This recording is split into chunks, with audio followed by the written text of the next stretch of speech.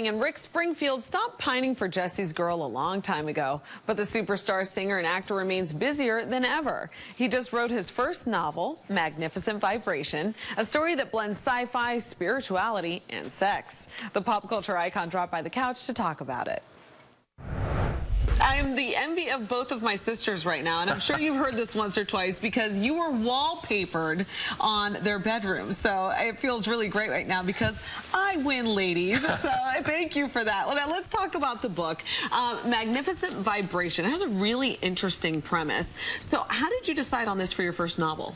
It kind of wrote itself, really. I started out with an idea of conversations with God. Mm-hmm. If I had a line to God, what would happen, you know? So it kind of grew out of that, and God in the book has actually got a bit of an attitude, so it really took on a life of its own. So and I didn't really have an arc for it, you know, beginning and an end like writers are supposed to. I wrote it like I write songs, which you just start with the first line and then you go on. So it was a journey for me, a really fun journey. That was actually one of the questions I was going to ask you. Is it easier to write a song or a book? It's shorter. Shorter? Yeah.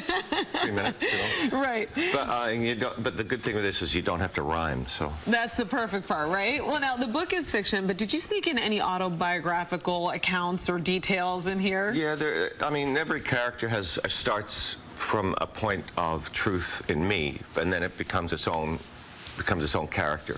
The lead guy, Bobby Cotton, has some of my issues as a kid.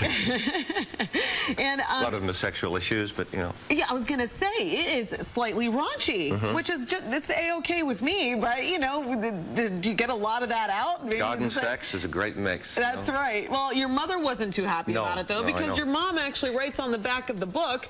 Can we read her quote? Yeah, she said, "Richard is a very naughty boy. Why can't he write a nice story? I don't know why he's so obsessed with his private parts. Rude child. I wish I'd had a daughter instead." But thanks, Mom. Yeah, thanks, Mom. But the other reviews are great. Mitch Albom gave it a great review. Absolutely. And Kirkus, who is a heavy literary mag, and they gave it a great review, so I'm very encouraged. It's a fun read, definitely. Well, now, you've had an amazing career, more than 40 years long. So how long did it take you to get a star on the Walk of Fame? This is crazy. Yeah, I know, a long time. I mean, how does it feel?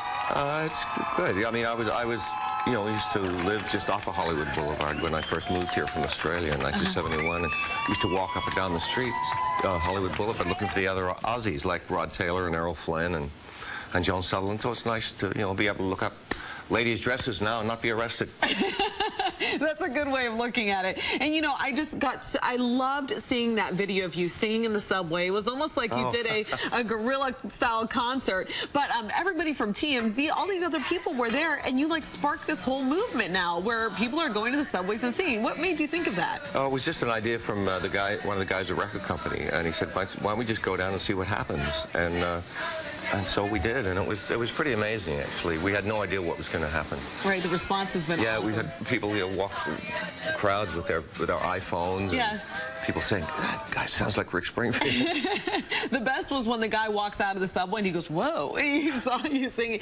Do you ever get tired of singing Jesse's Girl? I mean, it's been years now. No, I mean, it's really, a song like that becomes like a child, really. You know, you write it, and then it kind of takes on its own life as it goes into the world. But goodness, it doesn't steal a car at 4 in the morning, you know. But yeah, you don't get a call from the police. Yeah, exactly. Your son's been drinking. So no, but I mean, I'm proud of the place that song has taken. So I don't really it'd be very disingenuous of me to say I'm sick of the song. Yeah, yeah. Okay, well, now we hear you are a huge Star Wars fan. Did you really audition to be in the Cantina Band? I did. You did? So what happened? I got in. According to the thing, I got in. You did? Okay. And I thought I was the only one that got in. Well, that was going to get in, but he got hit and sent through the roof. But that's so crazy. That was, yeah, that was very fun. I actually am I have a bit of a geek side of me where I collect like the little toys. We heard you're a collector. Yeah, it's really embarrassing. I try not to talk about it very much. No, we did have a nerd alert before you came on here for all of the geeks that love you. But now here, I have a surprise for you. Now this is a Star Wars. Oh! So that is the way to Rick Springfield's heart. This is, what is this, Star Wars Han Solo, and this is like an original, is this an action figure? Or? It is an action figure. The one I collect are the ones from like the 80s, the 70s, the little ones. Well, this is hot off the presses. This is brand new. Yeah, where they make them buffed and everything. I mean, they're much better. The ones I collect are so dorky and like badly painted, made in Hong Kong, but it's like a vibe that they have, you know? Oh, that's but so this cool. is a part of me that still lives in my mom's basement and hasn't kissed a girl yet.